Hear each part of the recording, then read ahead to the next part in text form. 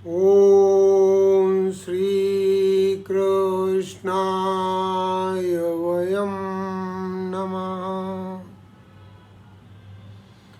गुरुर्ब्रह्मा गुरुर्विष्णु गुरुर्देवो महेश्वराय। गुरुर्साक्षात् परब्रह्म तस्मै श्री गुरुवे नमः।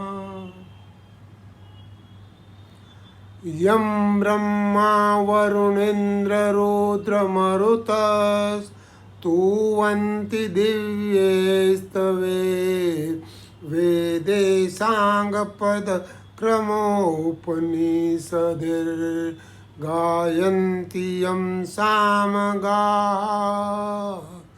ध्यानाव्यवस्थिततद्गतेन मनसा पश्यन्ति यं योगिनो यस्यान्तन्न विदुषुरासुरगणा। देवाय तस्मै नमः। देवाय तस्मै नमः। राम। श्रीमद् भगवद गीता 8वां अध्याय और हम 8वें अध्याय के आखिर श्लोक पे हैं। हमने 27 श्लोक तक पहले कर लिया था। आज बृहस्पतिवार 17 फरवरी 2022 हम इस 8वें अध्याय के अंतिम श्लोक का विशेष विवेचन करेंगे। बहुत इम्पोर्टेंट श्लोक है, बहुत ही ज्ञानवर्धन श्लोक है। तो पहले हम श्लोक को पढ़ते हैं। वेदेषु यज्ञेषु तपस्सु चैव दानेषु यत् पुण्यफलं प्रदिष्टं यत् अत्येति तत् सर्वमिदं विदित्वा योगी परं तान् मुपेति चाद्यम्। एक बार वापस।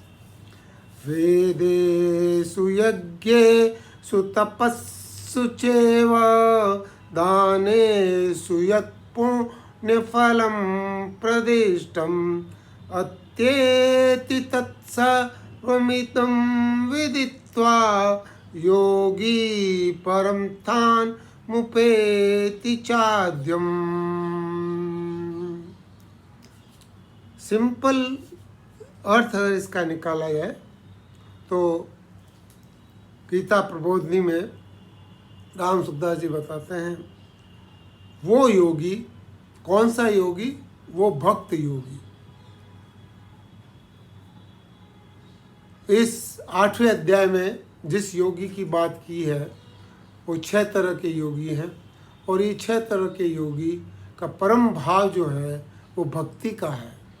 तो इसलिए योगी को यहाँ भक्त बताया है। और इसमें बोला है कि इस अध्याय में वर्णित जो विषय है, 6 विषय, या ये कह दीजिए कि ब्रह्म की 6 अलग अलग स्थिति हैं। जैसे कि पानी का जो है, पानी, बूंदे, वर्षा,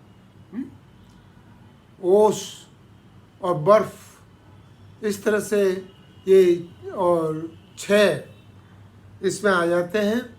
इसी तरह ब्रह्म के भी 6 रूप इसमें दिखाए थे। बोलते हैं कि इन 6 रूपों को जो जानता है, विदित्वा, जो इन 6 रूपों को जानता है, वह वेदों में, यज्ञों में, तप में, दान में और जो भी पुण्य फल कहे गए हैं, जितना भी कहे गए मतलब जितने भी वेदों में इसका वर्णित है, यज्ञ, वेदों में जो वर्णित है, यज्ञ, तप और दान, ये जितने भी हैं, इनके जितने भी पुण्य फल कहे गए हैं, उन सभी पुण्य फलों का अतिक्रमण करके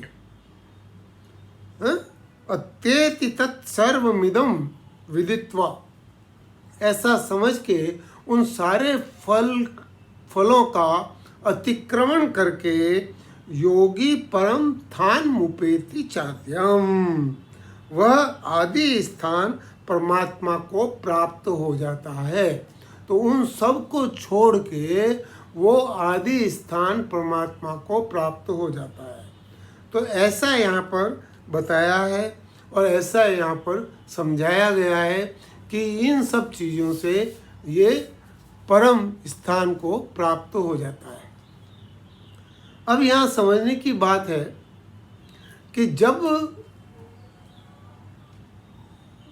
वेदों में बोला गया है कि यज्ञ तप और दान ये सब करना चाहिए, आगे 18वें अध्याय में भगवान ने बोला है कि यज्ञ तप और दान इनको कभी भी नहीं छोड़ना चाहिए। तो ये जो इसके फल हैं, ये फल जो हैं ये पुण्य को प्राप्त होते हैं, पुण्य मिलता है। और पुण्य मिलने से ज़्यादा क्या होगा कि आप स्वर्ग लोक चले जाएंगे या ब्रह्म लोक चले जाएंगे। लेकिन ये ब्रह्म लोक तक जितने भी लोग हैं ये पुनरावृत्ति के हैं, इसलिए वापस जन्म लेना पड़ेगा और वापस फिर वहीं से चीज़ चालू करनी पड़ेगी। जितने पुण्य खत्म हो जाएंगे तो वापस आप धरती पे जन्म लेंगे और उस जन्म के बाद में फिर वापस अपना पुण्य कमा के फिर, तो ये जन्म मृत्यु का चक्र हमेशा इसमें चलता रहेगा। लेकिन हमको जाना है उस परम धाम को, उस परम स्थान को जहाँ परमात्मा का वास है। तो अगर हम देखें, इसके अंदर हम रिव्यू करें तो कई सारी चीज़ें आ जाती हैं। पहली बात तो ये आती है कि कई लोग ये बोलते हैं कि गीता के अंदर 2 मुख्य कल्याण के मार्ग हैं, कोई बोलते हैं 3 मुख्य कल्याण के मार्ग हैं। सब जानते हैं कि गीता के अंदर कर्म योग का बहुत विस्तृत वर्णन है और कर्म योग से आदमी कल्याण की प्राप्ति कर सकता है। दूसरा ज्ञान योग है, जो ज्ञान योग से भी परमात्मा की प्राप्ति हो सकती है, जो 6ठे अध्याय के अंदर बहुत डिटेल में बताया गया है। कर्म योग तो दूसरे अध्याय से लेके और 18वें अध्याय तक कर्म योग के बारे में भिन्न भिन्न बातें कही गई हैं और कर्म योग और ज्ञान योग 2 मुख्य मानते हैं कई लोग, और कई लोग 3 योग को मानते हैं। बोलते हैं इसमें भक्ति योग भी है। 12वां अध्याय जो है वो भक्ति योग का है, लेकिन अगर आप बारीकी से उसको देखना चाहेंगे तो आपको पता पड़ेगा कि वो भक्ति योग भी एक कर्म योग का पार्ट है। और कर्म योग के अंदर जब सर्व कर्म फल त्याग हो जाता है तो उसके बाद के अंदर भक्ति का उदय होता है। और भक्ति योग 12वें अध्याय के अंदर भगवान ने बात किया है। तो 3 तो हमारे मुख्य कल्याण के मार्ग ये हो ही गए। और 18वें अध्याय के अंदर भगवान ने बोला है कि अभी तैने जो कुछ सीखा है, जो कुछ समझा है, जिसको तू अपना धर्म मानता है, सर्वधर्मान परित्यज्य मामेकं शरणं व्रज। तो सबसे बड़ा जो बात भगवान ने बताई है वहाँ पर गुह्यतम बात बताई है, गुह्य से गुह्यतर और गुह्य से गुह्यतम 18वें अध्याय के अंदर। तो वहाँ पर शरणागति बताई है और शरणागति से कल्याण की बात कही गई है। तो ये 4 तरह के मार्ग तो प्रमुख मार्ग हैं, कर्म योग, ज्ञान योग, भक्ति योग और शरणागति। तो ये 4 कल्याण के मार्ग पक्के हैं। और इसके बाद में अगर आप ध्यान देंगे तो 9वें अध्याय के अंदर आखिर के अंदर भगवान ने 7 तरह के लोगों का कल्याण की बात की है। उसमें बोला कि पापी से पापी भी कोई अगर आ जाए और अगर वो कहे कि मैं आज से पाप नहीं करूँगा, तो उसको साधु ही समझना चाहिए। और बोले कि इवन पाप योनियों में जो हैं उनका भी कल्याण मैं कर दूंगा। तो फिर स्त्रियां, वेश्या और शूद्र का कोई बात ही नहीं है। तो ये समझना पड़ेगा कल्याण कैसे कर देंगे। तो कल्याण इसलिए कर देंगे कि अगर वो अपने कर्म में, अपने नियत कर्म, कर्तव्य कर्मों में लिप्त हैं, तो उनको भगवान बोलते हैं कि उनका उद्धार अपने आप ही हो जाएगा। और एक जगह भगवान ये भी बोलते हैं, जो तत्वदर्शी लोगों के दर्शाए हुए मार्ग का अनुसरण करते हैं वो भी मुझे ही प्राप्त करते हैं। तो स्त्रियां, वेश्या, शूद्र ये भी कल्याण का इनको भी बताया है। और उसके बाद में बोला कि क्षत्रिय और ब्राह्मण के लिए तो कहना ही क्या, क्योंकि वो तो पुण्य और वो कर्तव्य कर्म के लिए हमेशा तत्पर रहते हैं। तो इसलिए भगवान ने वहाँ कर्तव्य कर्म के माध्यम से 7 तरह के लोग, पापी से पापी, पाप योनि वाला, स्त्रियां,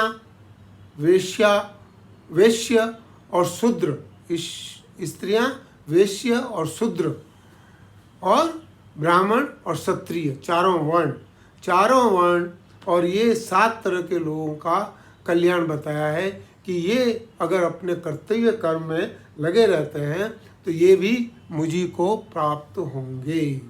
ये शास्त्र का कहना है। उसमें और भगवान बोल देते हैं ये शास्त्र का कहना है। और इसलिए भगवान में आखिर में बोलते हैं, मन मना भव मद भक्तो मध्याजी मान नमस्कुरु मामे वेश्य युक्त एवं आत्मा नाम मत परायण। तो 4 मुख्य हुए और 7 यहाँ पे बोल दिए तो 11 हो गए। अब आप 7वें अध्याय में आ जाइए। तो 7वें अध्याय में भगवान ने बताया है कि जिज्ञासु, अर्थार्थी और ज्ञानी, ये 4 मेरे भक्त हैं। जो मेरे भक्त हैं वो चाहे भले जिज्ञासु हो, चाहे भले वो आर्थ भाव से बात करें, चाहे वो अर्थ के लिए काम करें और चाहे वो ज्ञान के लिए काम करें, वो मेरे भक्त हैं। तो उनका उद्धार स्वतः है, उनका उद्धार वो मेरे तक पहुंच जाते हैं। लेकिन उनमें से ज्ञानी लोग मेरे को ज़्यादा प्रिय है, वो अलग बात है। लेकिन 4 तरह के लोगों को यहाँ फिर बताया। तो कितने हो गए? 4 और 7 11 और 4 15। अब इस 8वें अध्याय में 6 तरह के लोगों का बताया कि अंतिम समय पर वो अगर भगवान को किसी भी रूप में याद कर ले। किसी भी रूप का क्या मतलब? जो 8वें अध्याय के बीच में अक्षरम ब्रह्म परमम स्वभावोध्यात्म मुच्यते भूत भावोद्भव करो विसर्ग कर्म संजिता अधिभूतं क्षरो भाव पुरुषाधि देवतम अधि यज्ञो हमें वात्र देहे देह व्रतांवर। जो अंत समय में अक्षर ब्रह्म को, अध्यात्म को, कर्म को, अधिभूत को, अधिदेव को, अधियज्ञ को, इन 6 तरह की चीज़ों का बताया कि इन 6 तरह के लोग अंतिम समय में अगर मेरा स्मरण करें तो उनका कल्याण भी निश्चित है। चाहे भले ही वो कर्मयोगी नहीं बने हों, चाहे भले ही वो कैसे भी नहीं बने हों, तो उनका भी उद्धार निश्चित है। तो इस तरह से कितने हो गए कि पहले हमने बात किया 4 और 7 11, 11 और 4 15, 15 और 6 21 तरह के लोगों का यहाँ पर उद्धार पक्का बताया है। और इसके बाद में अगर चौथे अध्याय को हम देखें और चौथे अध्याय के अंदर बोलते हैं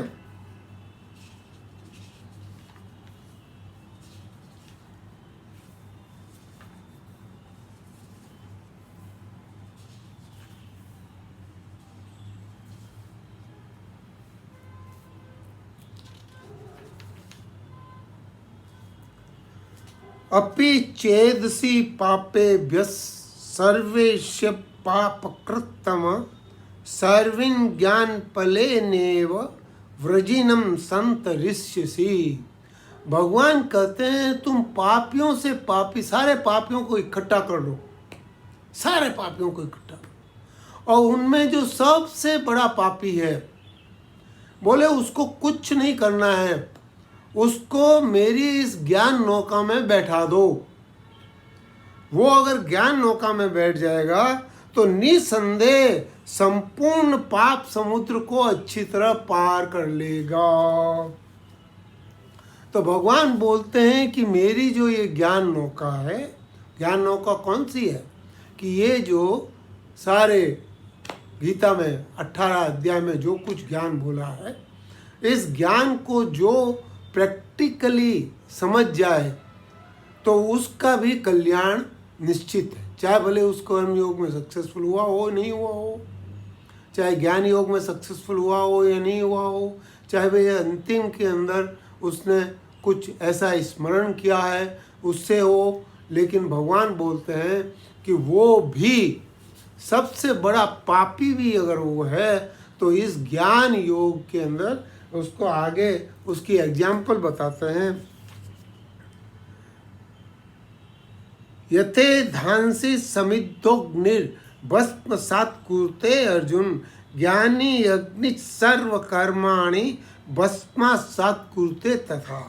हे अर्जुन, जैसे प्रज्वलित अग्नि के अंदर ईंधनों का सर्वथा भस्म हो जाती है, जब तेज अग्नि तेज जलती है, पूरा जंगल का जंगल वो पूरा खत्म कर देती है, तो ऐसे ही ज्ञान रूपी अग्नि जो है वो संपूर्ण कर्मों को सर्वथा भस्म कर देती है। वो न तो पाप को देखती है न पुण्य को देखती है, और सर्वथा उनको भस्म कर देती है। तो ये जो ज्ञान सदृश्य जो है, ये इसके अंदर आगे 38 के अंदर और ये भी बोलते हैं, न ही ज्ञाने न सदृश्य पवित्र मी विद्यते ततः स्वयं योग संसिद्धि काले नात्मनि विंदति। मनुष्य लोक में, इस मनुष्य जन्म में ज्ञान के समान पवित्र करने वाला कोई निसंदेह दूसरा साधन नहीं है, और जिसका योग भली भांति सिद्ध हो गया हो वह इस तत्व ज्ञान को अपने आप में पा लेता है। तो इस तरह से यहाँ पर एक और बात बताई, तो इसके अंदर ज्ञानी का बताया कि अपने ज्ञान से, ज्ञानी नहीं ज्ञान से, ज्ञान की नौका में जो बैठ गया, और पापी से पापी भी अगर है तो वो भी इस पाप भवसागर से, ये संसार से पार हो जाएगा। तो इस तरह से आपने देखा कि 4 तो मुख्य बता दिए, कर्म योग, ज्ञान योग, भक्ति योग और शरणागति। और उसके बाद के अंदर 9वें अध्याय में 9वें अध्याय में 7, 11 और 7, 14 और 4 हमारे 7वें अध्याय में आ गए, और 6 हमारे यहाँ पर आ गए, और 1 हमारा 4थे अध्याय में आ गया। तो अगर इन सब को मिला लें तो ये 11 और 11 22 तरह के कल्याण के साधन हैं, और इन साधनों में से कोई भी साधन आप अगर फॉलो करते हैं तो आप परमात्मा को, परम धाम को प्राप्त हो जाते हैं। ये यहाँ पे बोला गया है। तो इसलिए भगवान यहाँ एक्चुअली क्या है कि 8वें अध्याय में सारे साधनों की बात हुई है, सारे साध्य की बात हुई है, इसलिए यहाँ कुछ भी छूटता नहीं है। इसलिए मैंने समझा कि इसको आपको ठीक ठीक तरह से समझा दें कि कैसे, कितने सारे मार्ग हैं। कोई आप एक चीज़ को लेके पकड़ के बैठने की ज़रूरत नहीं है। जहाँ आपको जो चीज़ सरल लगती है, राम का नाम सरल लगता है, राम राम राम राम। और अंतिम समय में भगवान से प्रार्थना यही करो कि मेरा राम का नाम निकल जाए। तो राम का नाम निकल गया तो इससे सरल, इसमें न तो कोई कर्म को समझने की ज़रूरत है, न ज्ञान को समझने की ज़रूरत है, न भक्ति को समझने की ज़रूरत है। और कभी भी आप और क्या, भगवान तो यहाँ तक बोला है कि उनका जो मार्ग अनुसरण करता है। अब मीरा है, मीरा को अगर आप भक्त मानते हो तो मीरा का मार्ग अनुसरण कर लो। आप जिसको मानते हो, कबीर को मानते हो, कबीर का मार्ग अनुसरण कर लो। कई भक्त हैं, भक्तावली के अंदर बहुत सारे भक्तों की बात हुई है। किसी भी भक्त को, किसी भी तत्वदर्शी आदमी को, उसको मान के, राम सुखदास जी जैसे लोग उनके चरणों का अनुसरण करते, उनके चरणों का अनुसरण करते करते आप भगवान की सिद्धि को प्राप्त हो जाएंगे, परम धाम को पहुंच जाएंगे। ये एक विचित्र और बड़ी अनोखी बात है, लेकिन भगवान ने इस गीता के अंदर इस सबको बताया है, सबको समझाया है, सबको अच्छी तरह से आप सबको और हम सबको बताया है। तो हमें इन में से जो भी मार्ग हमको ठीक लगे उस मार्ग को हम लेके और उसको पकड़ के और उसको आगे बढ़ना है, साधन करते रहना है, साधन करते रहना है। और मैं तो ये जानता हूँ कि राम सुखदास जी बोलते थे कि भाई खाना खा लिया, खाना खा लो, आपने स्नान करना स्नान कर लो, आप जो काम करना कर लो, लेकिन जो फिर पच गया उसमें तो भगवान का नाम ले लो। और वो जो बात है वो बात बड़ी अनोखी बात है, क्योंकि आप एक बार बैठते हैं 10 मिनट के लिए, फिर आधा घंटा, घंटा भर, वो बढ़ता जाता है। और जब आप 8 घंटे, 9 घंटे, 10 घंटे आप जब उसके अंदर लग जाते हैं तो वो चीज़ अपने आप निकलने शुरू हो जाती है। उसके अंदर फिर मन लगाने की ज़रूरत नहीं होती है, आपको कुछ करने की ज़रूरत नहीं है। आप राम राम राम राम बोलते हैं, अगर 8 घंटे रोज़ाना राम राम राम बोलते हैं तो आपके मन में राम राम राम राम राम राम राम आ जाएगा। तो ये जो चीज़ है ये बड़ी विलक्षण है, और इन चीज़ों को हमें ज़्यादा समझने की, ज़्यादा दिमाग लगाने की भी ज़रूरत नहीं है। जो सरल साधन आपको लगता है उस साधन को और इस 8वें अध्याय को ठीक ठीक से पढ़ने से हमको काफ़ी कुछ मिल सकता है। मैं आपसे अनुरोध करूँगा कि जब भी आपको समय हो तो 8वें अध्याय का पठन करें, 8वें अध्याय का ध्यान करें और 8वें अध्याय का, क्योंकि ये आपके लिए बहुत ही उत्कृष्ट साधन है। और इसके साथ मैं यहीं अपनी वाणी को विश्राम देता हूँ। राम।